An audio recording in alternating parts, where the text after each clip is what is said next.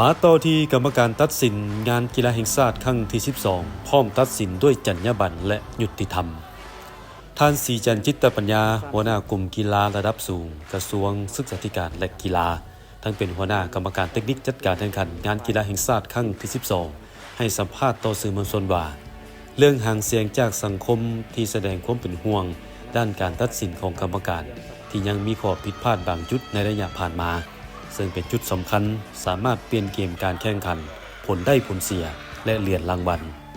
ท่านศรีจันทร์จิตตปัญญายืนยันว่าปัญหานี้พวกเขาได้ให้ความสำคัญเป็นพิเศษและเน้นหนักให้กรรมการตัดสินทุกท่านรักษาได้จรรยาบรรณจรรยธรรมและปฏิบัติตามกฎระเบียบอย่างเคร่งครัดให้ความยุติธรรมแก่ทุกฝ่ายซึ่งกรรมการตัดสินงานครั้งนี้ได้เลือกเฟ้นเอาผู้ตัดสินที่มีใบยั่งยืนเป็นกรรมการตัดสินระดับชาติและสากลพร้อมกับจัดการฝึกอบรมกรรมการตัดสินและผู้ช่วยแต่ละประเภทกีฬาครับใช้การตัดสินในงานนี้พวกเราจะเน้นกรรมการตัดสินที่ว่าจะเป็นส่วนกลางเป็นกลางก็คือว่ากรรมการที่ได้ผ่านการฝึกอบรมที่มีลายเส้นมีใบรับรองจากสหพันธ์กีฬาที่เกี่ยวข้องพวกเราก็เรียงห่างเสียงเพื่อยังเพราะว่าเขาเป็นกรรมการก็ได้ย้ำว่ากรรมการต้องเป็นกลางอันนี้พวกเราถือว่ายึดถือว่าพวกเราเฮ็ดเวียกถือว่าเราเฮ็ดเวียก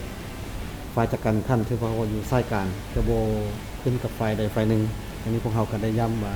ตัวนี้พวกเราจะมีแผนฝึกอบรมให้แต่ละบรรดาสหพันธ์กีฬาสัตว์ก่อนการแข่งขันพวกเราจะมีการประชุมเทคนิคและฝึกอบรมกรรมการตัดสินอีกครั้งหนึ่งก่อนจะเข้าตัดสินตัวจริงมีพวกเราจะมีแผนทุกๆประเภทกีฬาที่ว่าพวกเราจะได้จัดตั้งปฏิบัติกันสั่นว่างานนี้ก็คิดว่าจะรับประกันบ่ให้มี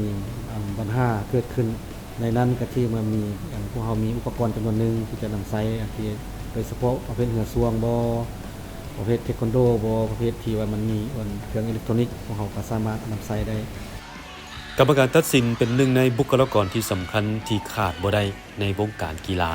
นอกจากการพัฒนานักกีฬาและผู้ฝึกต้องได้พัฒนาผู้ตัดสินไปพร้อมๆกันเป็นอาชีพหนึ่งที่มีความกดดันบ่น้อยกว่าอาชีพอื่นต้องได้กำกติกาอย่างละเอียดมีสติสมาธิว่องไวทันเกมและเที่ยงธรรมที่สุด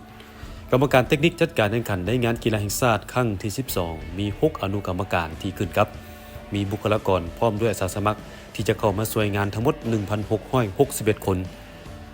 งานมหกรรมกีฬาแห่งชาติครั้งที่12นครหลวงเวียงจันทร์เกม 2025 คาดว่าจะมีคณะนำผู้ฝึกและนักกีฬาเข้าร่วม 4,700 กว่าคน